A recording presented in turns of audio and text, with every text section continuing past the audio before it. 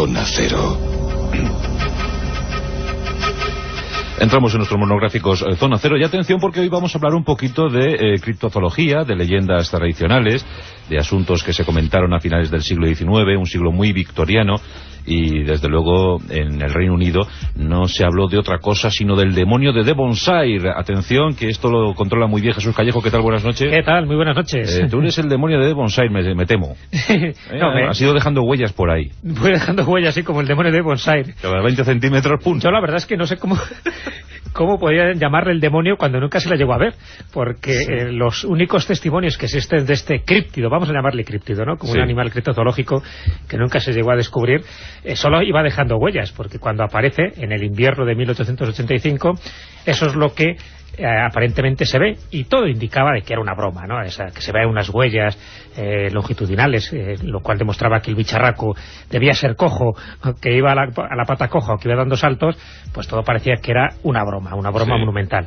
Después iremos viendo que de broma nada y que todavía sigue siendo un misterio. Bueno, pues, ¿qué tal, Carlos Canales? Buenas noches. Hola, yo no le voy a llamar un criptido, venga, para variar un poquito. Para ti no es un criptido. No, para mí la leyenda de la bestia de Devonshire es muy parecido a lo que John Keel llamaba los imposibles. Los imposibles, sí. Es decir, cuestiones físicas que dejan rastro, pero no son exactamente un problema derivado de animales, sino de algo que desconocemos de manera pues absoluta. Pero ¿qué dados somos a esto de el demonio de tal, el diablo de cual, ¿verdad? Bueno, como comprenderéis, dado el lugar y la fecha, eso en febrero, en pleno invierno, con la nieve, con otras leyendas que había, que luego he traído algunos ejemplos que se publicaron luego más adelante. Porque claro, cuando aparece una situación de este tipo, y no es única, y el Reino Unido es muy frecuente. Es verdad, es verdad. Es el lugar de las leyendas de los Black Cats y de y bueno, la bestia de Exmoor, hay muchos más. Entonces la verdad es que como les atrae esto de que aparezcan bichos de vez en cuando por allí paseando, pues esta especie de diablo cojuelo, nunca mejor dicho lo cojuelo, como luego veremos en las extrañas huellas que dejaba, que es curioso porque le comentaba a Jesús antes de empezar el programa de radio, y a lo mejor nos está oyendo incluso nuestro querido amigo Pablo Ilarrubia, que es el resto de huellas más semejantes a lo que en Brasil conocen como pé de garrafa. Sí. Que ha existido nunca en la historia y que luego veremos en qué consistía. Bueno, aquí tenemos a un criptido pegado a unas huellas. Pegado a unas huellas, Y esto ocurrió, Jesús, en febrero de 1885. El 8 de febrero de 1885 es cuando se empieza a descubrir estas primeras huellas. Estamos hablando de la Inglaterra rural. ¿Con nieve y eso? Con nieve, exactamente, había nevado bastante. Se descubren, bueno, pues los patios de las casas cubiertos de mucha nieve, y se muestran estas huellas. Pero a diferencia del pé de garrafa, ¿no?, este monstruo de Brasil que tiene forma de botella, las huellas que va dejando, en este caso las huellas son de pezuñas. En forma de pequeños cascos de caballo, como si hiciera una U, y cubría una zona pues bastante amplia, de más de 150 kilómetros. O sea, de la noche a la mañana. 150 kilómetros. 150 kilómetros. Y no estamos hablando de 4 huellas que van avanzando. No, sino de muchísimas huellas, además en línea recta. Una, con una diferencia de 20 centímetros una de otra, una distancia, ¿no? Siempre la misma distancia. Diríamos un saltito. Como un saltito. Como un saltito, va haciendo un saltito. Y entonces, bueno, pues en un principio era como demasiado sospechoso, ¿no? Bueno, qué casualidad, qué gracioso, por la noche, ¿no?, aprovechando la nevada, ha ido dejando estas huellas en forma de U, y que, bueno, aparentemente podían ser de un animal o no, pero claro, ¿qué animal podía dejar esas huellas? Porque lo primero que se busca es una explicación racional, ¿no? Esto de llamarlo el demonio de Devonshire surge después, ¿no? En un principio dice, bueno, pues, ¿qué puede ser? Porque claro, que un animal solo tenga un solo pie, o una persona solo tenga un solo pie, pues no parece lógico, ¿no?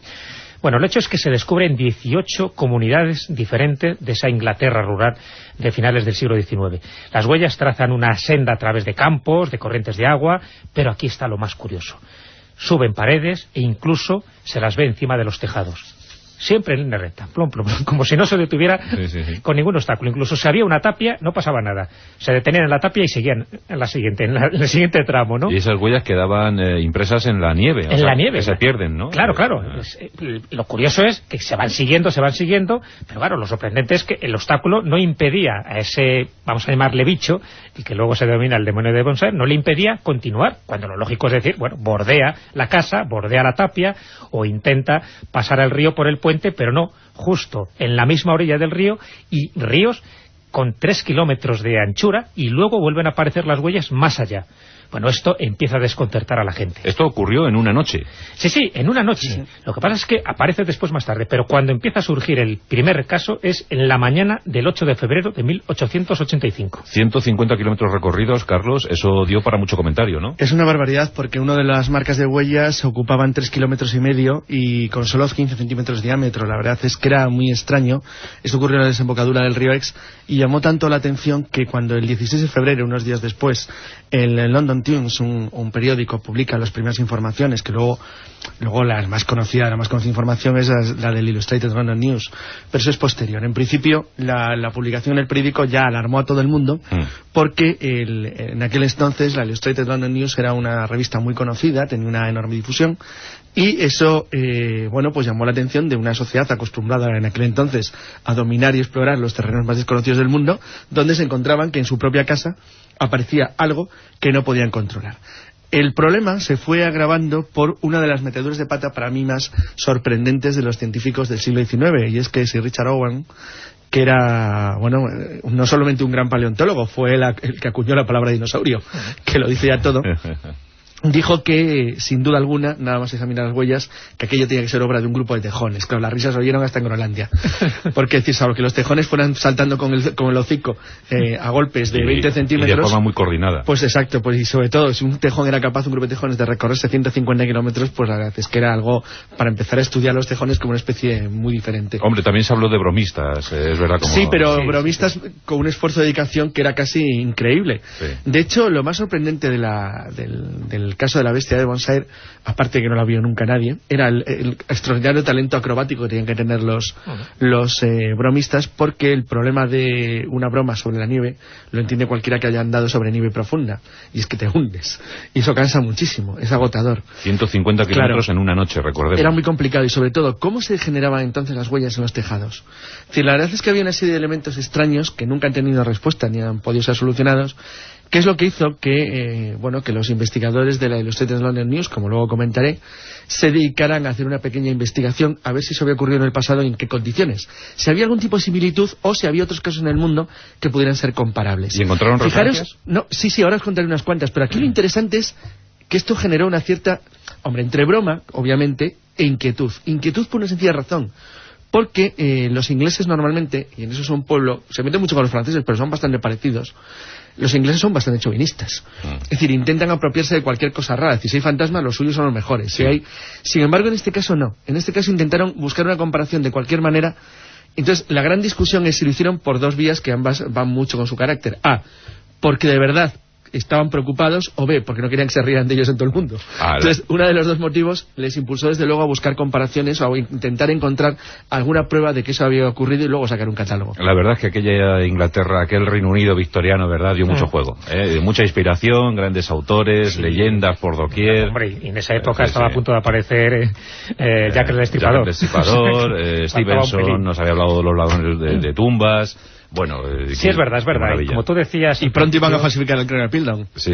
Oscar Wilde, Oscar Wilde todavía no tenía problemas, pero faltaban unos pocos años, ¿no?, para que fuera condenado. Sí, la verdad es que fue una época gloriosa, ¿no? Y bueno, de muchas penurias, pero también de mucho talento. En la Inglaterra de finales del siglo XIX.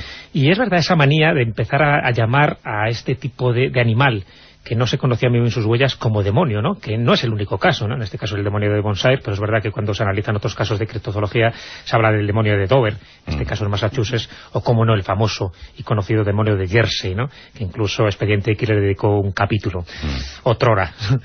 Entonces, claro, cuando empiezan a ver que estas huellas no corresponden a ningún animal conocido, porque bueno, la teoría de los tejones de Richard Owen, pues bueno, fue una carcajada general. Se empezó a hablar también de que podía ser un pequeño asno, aunque no lograron comprender, ¿no?, la mayoría de la gente. Pues, como sube a tapias, ¿no?, como un asno sube a los tejados, ¿no?, de varias casas, no de uno, sino de varias casas, donde aparecieron estas huellas. O por qué esa forma tan precisa, ¿no?, esa forma de U, y además dando saltitos siempre con la misma longitud, esa forma de caminar sobre una sola pata. En fin, se empezaron a buscar otro tipo de explicaciones. Claro, los más supersticiosos dijeron que era el demonio. Solo lo puede hacer el demonio. No se ha visto a nadie, ningún bromista tiene la capacidad de hacer este tipo de huellas, tenía que ser el demonio. Otras personas más sensatas empezaron a esbozar otras teorías que yo creo que son importantes para saber un poco el ánimo, ¿no?, y el ambiente que se estaba respirando en aquella época. Algunos empezaron a decir que podía ser un globo aerostático, pero claro, un globo aerostático arrastrando una cadena que fuera dejando esas huellas, ¿no? Lo cual también, en fin, es rizar bastante el rizo. Otros ya se desmadraron y dijeron que tenía que haber sido un canguro, ¿no?, que se había escapado de algún zoológico. Sí, la explicación del canguro era porque intentaban demostrar que era posible que los saltos fueran hechos por alguna criatura conocida. Entonces, bueno, visto que lo de los tejones no tenía mucho éxito... Una noche loca, ¿no? Sí, intentaron bueno, pues a la isla que había escapado un canguro, el canguro se recorrió 100 kilómetros de Inglaterra porque se aburrían. Pero ojo que frío, ojo que frío, ojo que frío. La verdad es que las huellas no se parecían al canguro porque eran conos de base truncada en forma de media luna, que como mucho efectivamente se parecerían a las de un burro. Pero lo que pasa es que, claro, un burro con una sola pata saltando de esa manera pues sería algo bastante notable. Y recordemos que fue un hecho irrepetible, o sea, no tuvimos una noche parecida, ¿no? Exactamente igual, no. Lo que pasa que es que ahí el lugar es ya extraño de principio, porque bueno, lo más conocido de la región no es este caso de la bestia de Devonshire, sino que lo que los ingleses conocen como la bestia de Exmoor, que es también una localidad de Devonshire, del mismo condado, que apareció a principios de los años 70 y que fue muy difundida por gente como Bergier y bueno, Colosimo, etcétera. ¿Los años 70 del siglo? Sí, del siglo XX. Del siglo XX, claro. Entonces la pantera, como se llamaba también de Exmoor, era totalmente diferente porque es el primero de los grandes casos de los Black Cats en el último tercio del siglo XX. Pero no deja de ser curioso que sea en la misma zona y de la misma forma. Sí es verdad que el London Times, cuando se encargó cuando se empezaron a ojear las posibles antecedentes, había publicado el 14 de marzo de 1840 un artículo en el que decía que las montañas altas del distrito superior en 3 condados, en Glenorchy, en Gleylong y en Glenorchy, se habían descubierto varias veces en la nieve durante el invierno extrañas huellas de un animal que aparentemente era desconocido en Escocia y que eran enormemente profundas y que observaban una cierta regularidad.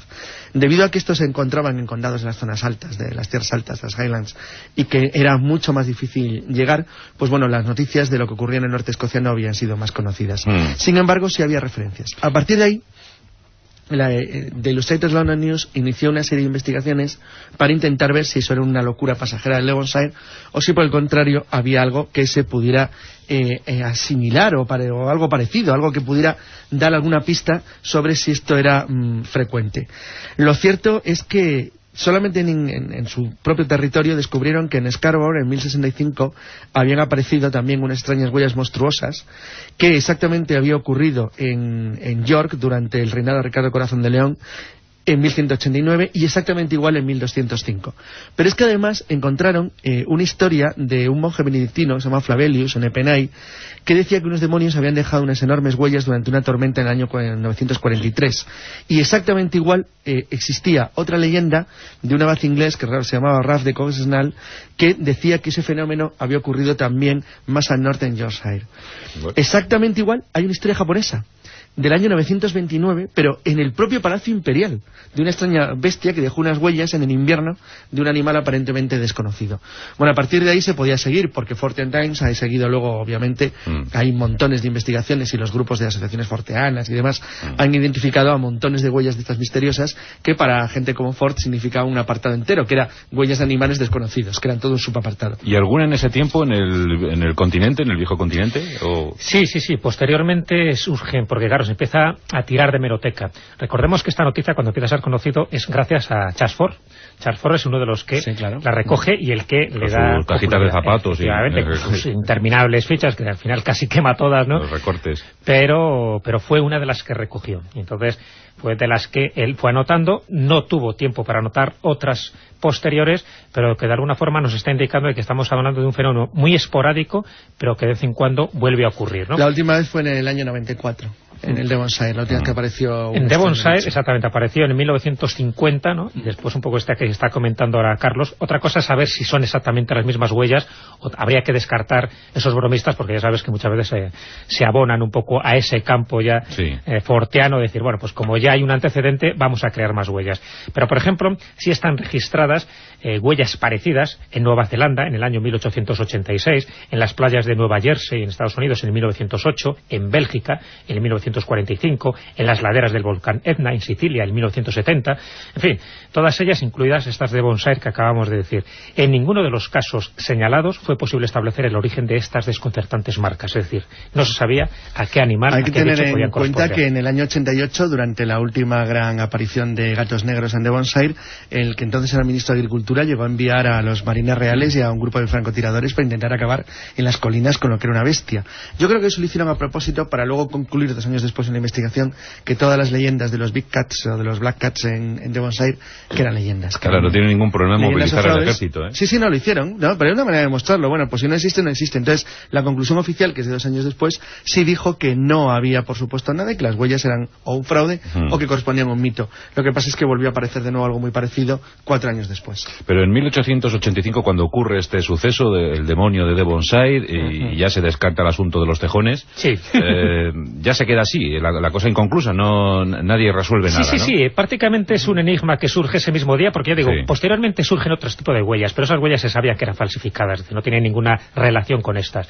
Surgen toda una noche, es un misterio que surge como aparece, es decir, de la nada, ¿no? Porque una vez que se derriten las huellas, se derrite la nieve, también las huellas desaparecen, y claro, ahí queda. Nadie hizo un molde, nadie se le ocurrió hacer fotografías, estamos hablando de una época, lógicamente, que la fotografía no estaba desarrollada, es decir, no hay más pruebas, todos son los testimonios, pero claro, testimonios verbales de muchísima gente, no solo de un pueblo, no solo de un condado, sino de varios.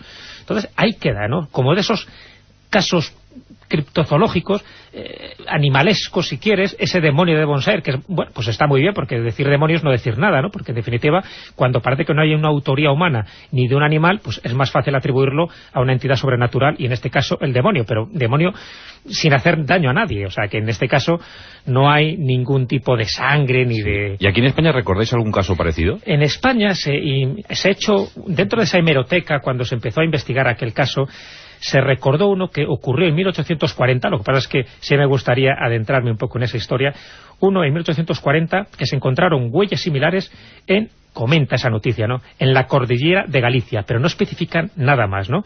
Incluso algunos escribieron en diarios alegando que el célebre explorador James Ross las encontró en la isla de Kerguelen, en Francia, donde tampoco existe ningún animal que tenga cascos en sus patas, por lo tanto... Kerguelen, que está perdido en el Océano Índico. Está perdido, ¿no? Pero lo único que tenemos es esa referencia de 1840 en la cordillera de Galicia, no se especifica, ¿no? Pero bueno, puede, o bien que sea un dato falso, ¿no?, dentro de lo que es la historia de estas huellas. De Galicia, Ancares, a lo mejor. Claro, habla de la cordillera, pues habría que ver, ¿no? Por lo menos ya hemos descartado la costa, o sea que ya es algo, ¿no? Sí. Pero no tenemos ninguna referencia más en España, que bueno, ya bastante es, ¿no? Pero es que son un caso tan raro que hay que buscarlos con cuentagotas, ¿no? Y bueno, bastante significativo, ¿no?, que ese demonio de Devonshire pues haya dejado apabullados, ¿no?, a tanta gente, que no se sepa qué animal podía saltar muros incluso de 4 metros, para que volvieran las huellas a aparecer al lado siguiente. Ocurrió en febrero de 1885, huellas que se extendieron por unos 150 kilómetros.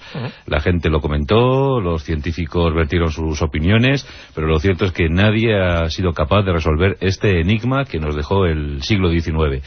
Bueno, pues qué cosas tan curiosas nos traen Carlos Canales y Jesús Callejo, a los que voy a hacer entrega de un pequeño obsequio. Toma, Jesús, para ti estas botas claveteadas. De 7 leguas. De 7 leguas. Son exactamente 32 clavos. 32 clavos. Por bota. Por Dios. Por Dios. Con los juanetes que tengo. Y para ti, Carlos, pues bueno, a ti una sandalia, porque como ya vamos para el verano... Sí, mejor, pero Jesús parece Cherry River con eso puesto.